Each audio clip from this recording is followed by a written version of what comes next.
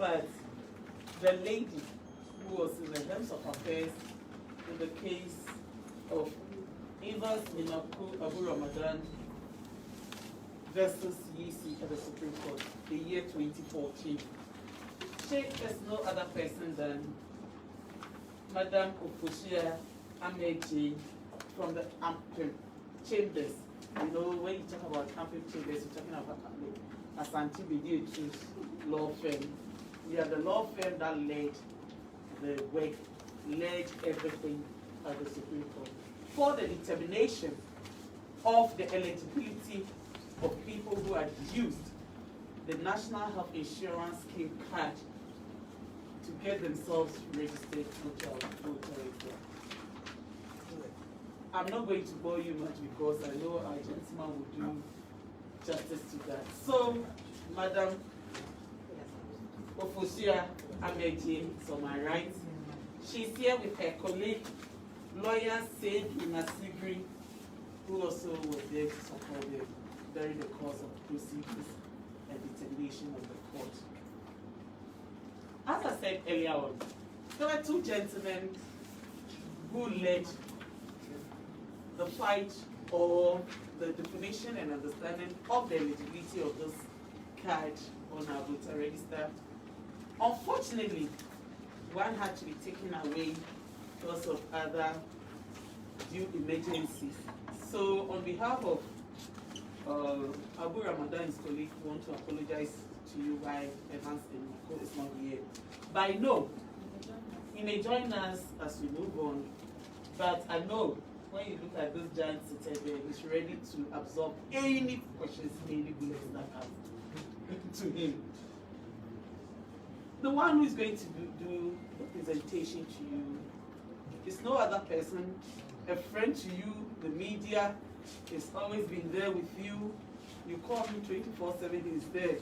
There are times he's been a little, not naughty, but his naughtiness has been for a reason. The gentleman who, with his colleague, took the EC to the Supreme Court, is no other person who is going to do. In fact, he said he's going to state the record straight.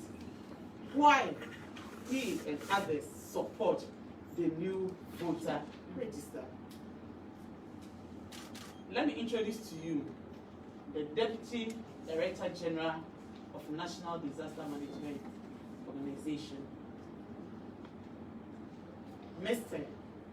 Abu Ramadan. In fact, I left him by his Sana Henry of Saman Kesse. So please, this time when you want to address him, we have a little Nana around.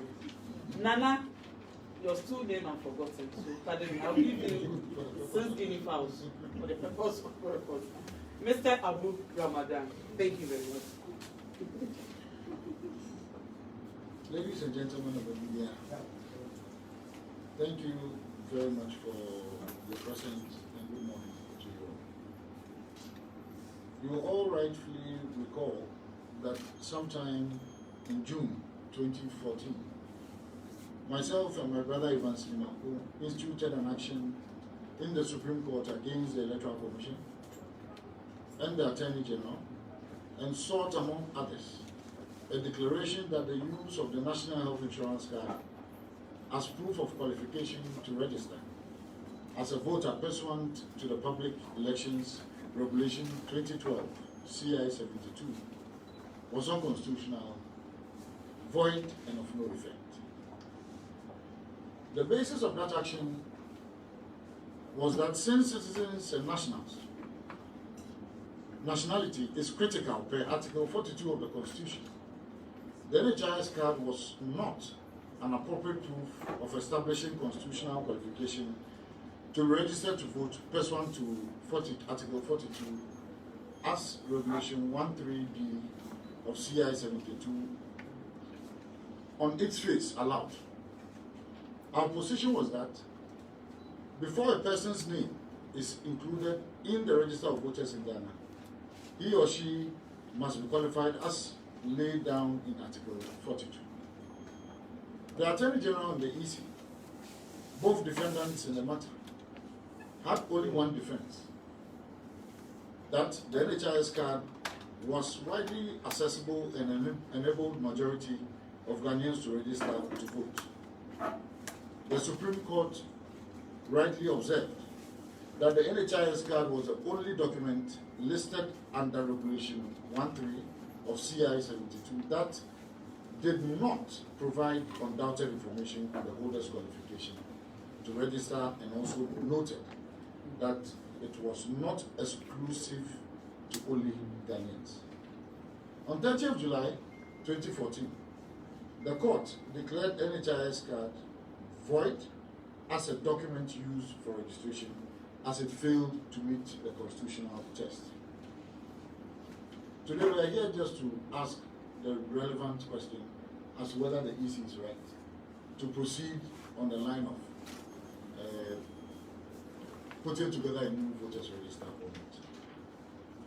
Given that the EC deliberately refused to take steps in ensuring that the voters register is brought to constitutional compliance pursuant to the judgment of the court, and given that there was an impending limited voter registration to complete the registration for the 2016 polls, we instituted another action 2 years later against the EC and the Attorney General, contending that the presence of the NHIS registrants on the voters register is in breach of Article 45A and Article 42. Our prayer was the EC to be compelled to compile a new register or validate the current register, and contended that the EC could not identify and isolate the persons who used the NHIS card to register.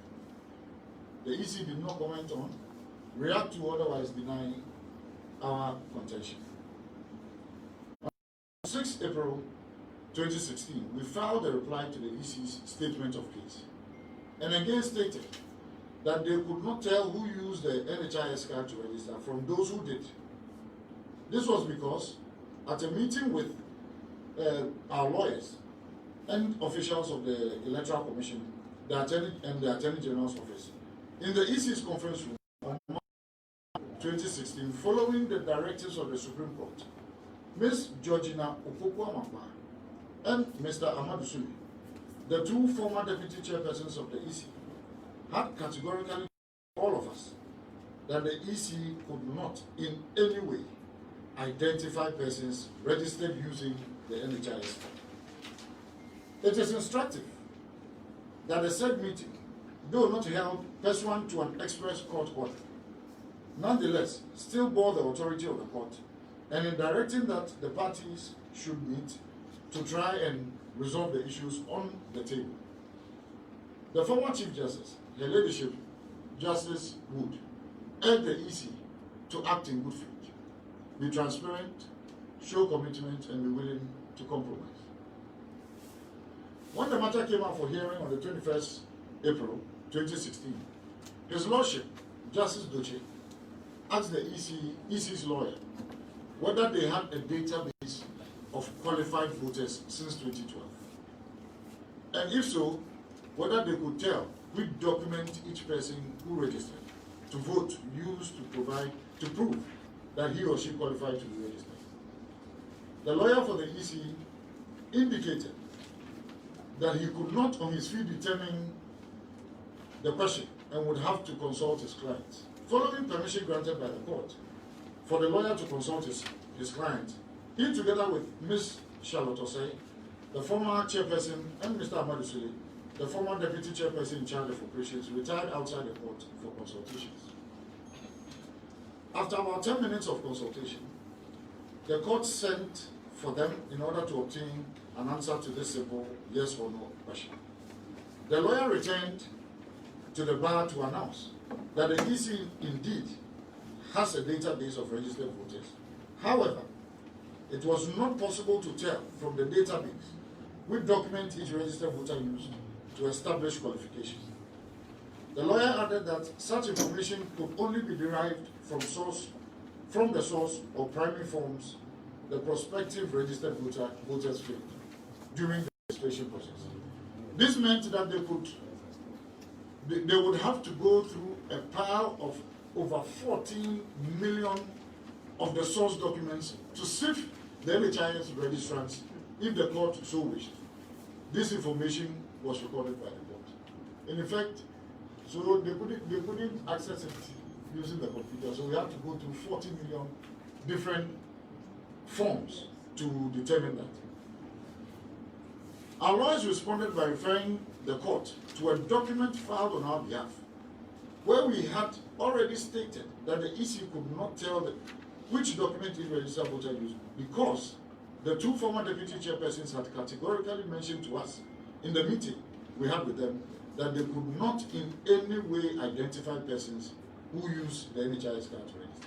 Later on, we procured a recording of the exchanges between two former deputy chairpersons and our lawyers at the said meeting after we heard of its broadcast on Oman FM's Boiling Point program and filed same in court.